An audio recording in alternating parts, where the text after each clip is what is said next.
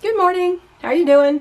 I'm out here. I'm a little cool. I just got this really lightweight shirt on, and the temperatures are dropping today. They started out their high, it was like 52 degrees, and it's dropping throughout the day and going back to 22 tonight. So I got to get the barn ready. It's very wet out here too. I have one group out, but I don't think the other two groups are going to end up getting out because they're the older ones with arthritis and his bash, and he's kind of thin from his molt and all that. So I don't know if he needs to go out. But the main flock is out. I just want to comment on one thing, except first I want to say, as far as Bodie goes, he's had a couple of days where he started out not being able to lift his head. And he gradually kind of uncurled himself, and he stood up, and he was eating. He's still eating. However, it's about time to make a decision about Bodie, and my husband doesn't want to do that because he refuses to put down a bird until they can't fight back, basically. Till they can't resist anyway, not fight, but resist. And I've only had one bird in the whole time I put down that didn't resist, and that was Spike. He was ready to go. He had neurological issues, and he wasn't going to recover. It was very obvious he was not going to recover. Now this, Bodie, consulting somebody who is very knowledgeable, it appears that he got a hold of West Nile virus. And that was back at I noticed him being off at the end of October. However, he might have been showing signs before, more subtle signs, and I didn't catch them. Few people would have caught what I caught in the end of October. I just happened to know him so well. And his behavior was completely out of the ordinary, and he was just acting weird. But right before that, remember his son Axel had this mystery thing, and he died. And it makes me think, looking back, because he had some of the same similar symptoms, not the neck twist quite that much, maybe a tilt, but not like Bodie's, which basically looks like he's going to tumble. I think maybe Axel, they got some infected mosquitoes through here at the end of the season, end of the warm season, and here it was still quite warm. September and October, it's quite warm. The mosquitoes were not gone yet. We didn't have a bad mosquito thing, but it only takes us one infected mosquito for each bird, So I wonder if that was, in hindsight, probably what was wrong with Axel. Generally, birds who get West Nile or get infected, they don't show symptoms, and some do, but there are symptoms in the ones who have a worst case of it, like Bodie's. And it's apparent that I don't believe he's going to recover. He's had some really great days, and if the weather had continued warm where I could get him outside, he might have continued to improve. I don't know if that's true. You can't guarantee anything. And even a very good friend of mine who very knowledgeable, this person said also, she said, I've never, she said, I've rarely been able to get a sick bird like that back to recovery. And she said, we give them clean water and great food and good shelter, and you give them the attention, whatever attention they want, which mine want a lot of attention, some of them. And then beyond that, and you practice your good biosecurity. I'll add to that biosecurity for sure, which I know she practices.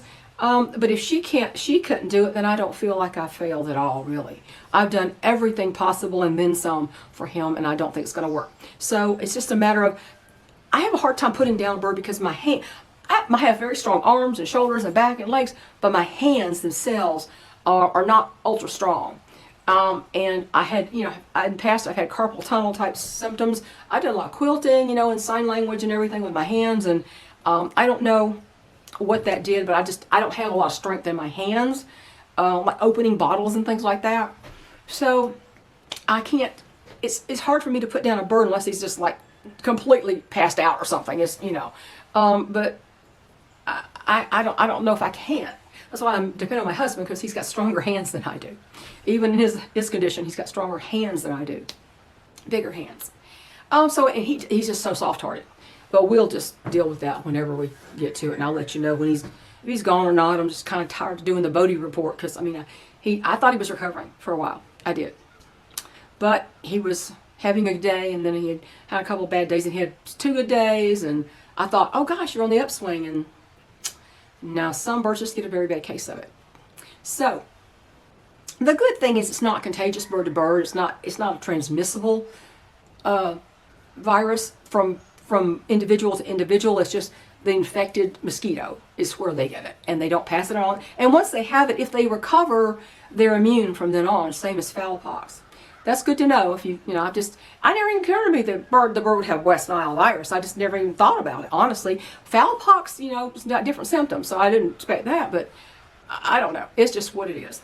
So, I want to make a comment. I don't think I've ever commented about Elon Musk on this channel. I have mixed feelings about Elon Musk in some regards.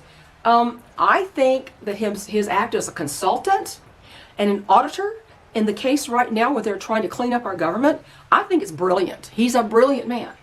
Now, what you may not know is Elon Musk is on the autism spectrum. I think he has probably what would have at one point in time been referred to as Asperger's, but they don't call it that anymore. I guess you could call it, they don't even say high functioning, but for lack of a better term, he's extremely high functioning. He's a genius. He had a very complicated childhood. He had an abusive childhood from what I understand, and that's a shame. People probably didn't understand him. He was very misunderstood. I think he's a brilliant man. He wouldn't have become the richest man in the world with inventions and innovation of the type he's done without being a brilliant man, a genius. And I do credit him with that.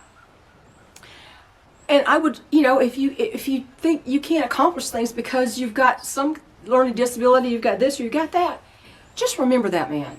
He had all kinds of roadblocks in his way. And look where he is now. Now, it's not that I want to be rich necessarily. I'd like to be, not have to think about money and spending money, but, that's not going to happen in this life for most of us.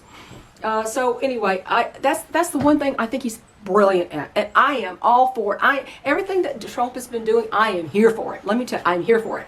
I love it. It's great. They have come across the most insane, bizarre expenditures and blank checks for people to just grab money. Let me tell you, all these organizations, these agencies, including the FBI, CDC, FDA, they're all money laundering organizations. It's money laundering schemes. Just like our just recently removed from office money laundering ex-president. The Democrats these days are nothing but hypocrites and money launderers. How do you think Pelosi and Elizabeth Warren and others like them got so rich on a less than $200,000 a year salary?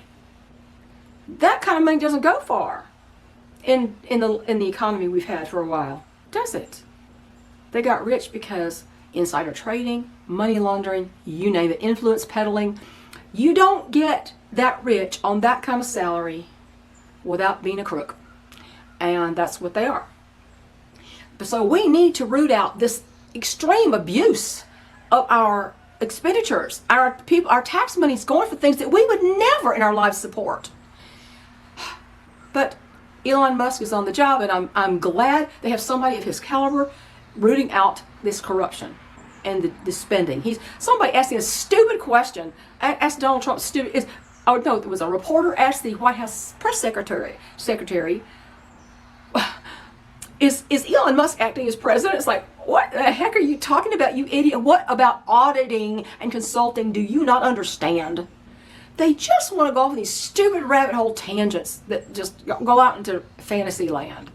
But let me tell you one place I would not emulate or hold Elon Musk up on a pedestal with is his family. I don't want to say it's a freak show, but it's, let's just say, highly unconventional. Did you know that Elon Musk has 12 children? 12. And with 2 or 3 women, I can't remember how many. His first wife, he had 6, I think. 6 of them with his first wife. He has, because of IVF, he's got a set of twins and a set of triplets. And then he's got the little 4-year-old son that he takes around with him that the View just went after like a bunch of rabid pit bulls. But, I mean, he's named them all kinds of weird monikers that, like, what's the 4-year-old's? His name is Techno Mechanicus. Who names their child stupid crap like that and saddles them with that all their lives? And they call him Tao or something like that, but I mean, weirdo names, all weirdo names. And of course, he's had an emotional roller coaster with with his son, who decided that he was a girl and he had to be named Vivian or something. And the medical establishment, in trying to, he thought he was helping his son, as that's what they had convinced him of. And he got the injections, the hormone blockers and all that kind of stuff, and renamed himself Vivian something. And I mean, that's an emotional hit to the heart when that happens to your child, and you feel somewhat responsible for that. But I would not emulate Elon Musk on the family dynamics that he's got. I'm thinking, why do you have 12 children? Well, he actually has the opinion that this world does not have enough people in it. And I think that's kind of an odd thing to say. I wouldn't have a child I didn't want just because the population needed a boost. The worst tragedy in the world to me is if people have children that they truly do not want. I would rather them not have children, be honest about the fact that they don't want them. Nobody's required to have kids, reproduce themselves. They're not. I would rather people who don't want children not have them. Don't subject a child to that. People say, oh, well, when you meet the child, you also know the motherly instincts will show up. No, that's not the way it works. Marge, that old commercial? She goes, I'm taking you off my wall. And she's got all these pictures of her friends on her living room wall, actual physical pictures. And she says, I'm going to post them on my wall. And she puts a picture on her wall. And her friend goes, that's not how any of this works, Marge. She's like, that's not the wall. That's not it. Anyway, that's not how this works, people. But, I think Elon Musk is great for the role that he has been tasked with. I don't think he's been hired, but tasked to do. And he's doing a bang-up job, and I want him to get rid of it. And the reason these Democrats are screaming about Donald Trump dismantling the government is because he's dismantling their money laundering operations, like USAID. That's what that is. It's money. It became a complete money laundering operation. So, for what his talents are, I'm very appreciative of Mr. Musk, but I would not take my morality or my family examples from him. And I thought, well, isn't Elon Musk an atheist? Well, he used to be, and he may still be technically one, I don't know. He calls himself a cultural Christian, which basically means he's not one at all. Cultural Christian basically means that you like the tenets, some of the surface tenets, the love your neighbor and do unto others, and you like that, but that is not being a Christian. Works for not being Christians. So he's not a Christian at all. If you're a cultural Christian, you're not one. I mean, that's just plain and simple. So I just don't. I mean, with his upbringing, who knows how he ended up to be the way he is. I wish him well, but I wish he quit having kids. His business, not my business, okay? But I think he's doing a great job for what he's doing. Doge is a brilliant idea in and of itself, and I am all for it. So, I mean, I'm kind of all for, auditing yourself if you have to. So why don't we have any money? We should have money at the end of the month. Where is our money? I'm all for that. We should all be individually auditing ourselves or auditing our families. But I can tell it's getting colder out here.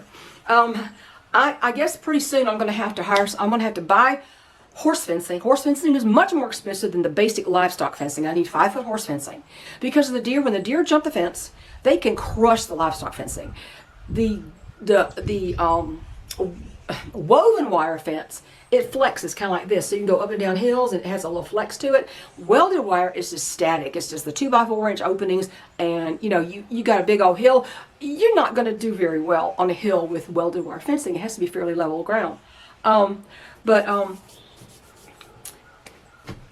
husband looks back there at where they took all the trees down. Right now, I showed you that in the video, and he goes, We've got to get that livestock fencing replaced. And I've been talking to him for years about replacing all that that's old and it's fallen down, the deer have hit it, and the posts have broken and all that kind of stuff. One whole side of my property has been redone with horse fencing.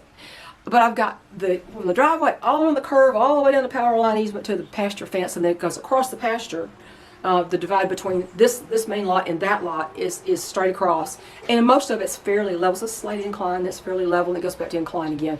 And I could probably use all the welded wire fencing that I pulled up from my gardens, recycle that to do that part.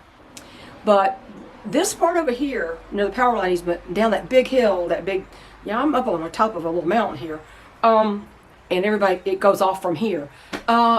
It's going to take the better fencing, and that is so expensive. And I've got to buy 6 or 7 foot U-posts. I don't do T-posts. I usually do the U-posts. They have a little hook on them, so you put the fencing in the hook. It's got little hooks all the way down. That's kind of usually used, but it has to be 6 or 7 feet because you pound it and it goes in a foot into the ground to be solid. So if it's a 6 footer, it'd be a 5 footer. That would be adequate, and then maybe it's probably cheaper too and easier to pound into the ground. So I'm going to have to count those posts and see how many I need to buy because I don't really have any left. I may have 1 or 2 around here, U-posts or T-posts. I don't know, but not too many. Not enough for this big old stretch. That's the longest stretch of fencing I think on the side of the property is that one. That goes basically from this front side all the way down the pasture. So it's the first time he's like, we're going to have to put that livestock fencing back up just because for security. I said, yes, we are. That lattice work I showed you that is all rotten, that I said I'm going to have to take it down, put a gate there. I went to Home Depot. I got what they call a gate kit steel. It's a frame. It expands all the way up to 72 inches, and that's the size I need. So, and all you do is you just need, the frame is all there, the hardware, all that, and then all you have to do is you have to have a 2x4, and there's a bar across the top and the bottom. You have to get a 2x4 pounded into that slot, that little channel on the top and the bottom, and then you take your privacy fence slats, the pickets, like the dog ear at the top, it's like 5.5 inches wide, and you just put those across your and attach it to the 2x4s at the top and bottom, and you've got your gate. So that's what we're doing. I already got the gate kit. I just need to get the pickets. But I'm waiting on my husband to come up with a materials list so that if I order things from Home Depot, I can get a lot and not have to, it's like $79 delivery. I don't want to order just 1 or 2 things for $79. I'm going to order my fencing and my posts and a lot of the privacy fence slats that I need for at least the gate. I think the livestock fence, not that livestock fencing, the horse fencing is going to have to come probably first. We'll see. But now it's all open to that back road, and occasionally people drive down there. They don't belong there. There's nobody who lives down there except for me. I'm the only one who lives on that road, and on either side of the street. So I prefer to have fencing up there. And I'm going to get another security light. I got climbing roses. Last year I could find them nowhere. Nobody had any. I think I had to buy one on eBay, and I finally found one at Walmart among all the other roses. They were nowhere to be found last year. This year, when we went to Home Depot to look at something to get the gate kit, they had climbing roses. They had like 4 or 5 varieties of climbing rose, and they're like $16, and in a pot, and and he said, "Do you want to get one?" I said, "Yes, get 2." And so I'm going to put that drop. I have one called a piñata. And, pretty. It's got orange and yellow and red and all that. Piñata rose, and I'm going to put that on that arbor, where the original owner had one, but it would not live because there's no sun. Now there's plenty of sun, so I'm going to have a climbing rose out there again. And I can't wait. But it's too cold right now. I've got to go check on my chickens. See if somebody needs to go in because it's getting colder and it's damp. It's just the dampness is why. It's not that cold, but it's so damp it feels colder than it is. So that's enough rambling. I just want to tell my thoughts about Elon Musk and what all the waste and fraud rooting out that's going on right now. I think it's great. I love it. Should have been done. And the only reason that everybody's screaming bloody murder about it, as well as his nominees for these posts that he's, Tulsi Gabbard, Robert F. Kennedy, they don't want their money messed with. And they're money laundering. Big Pharma is out of control. Big agribusiness is out of control. Small farmers are being pushed out of the markets. I hope and pray that he can get a lot accomplished. He hit the ground running, that's for sure. And people are like, I think their heads are spinning because it's happening so fast. It's like, oh my God, they discovered this, they found out how we do that, and they like the status quo because it's making them all rich. It's not making us rich, I can tell you that. So anyway, take care. Stay cool. It won't be long till spring. It won't be long. I usually hear the spring peepers like the first week of March. I'm so looking forward to it. All my daffodils that I planted a packet of 30 various daffodils in a certain color family. Like I said, they were called pinks. They're like, you know, they have a tinge of pink and stuff. They're not the standard yellow daffodils. I planted 30 of those out there, and they're all coming up. So I'm really thrilled about that. And I got to go gather some wood because tonight's going to get very cold, and I need to keep a fire going. So take care. Love you guys. And stay cool. Bye.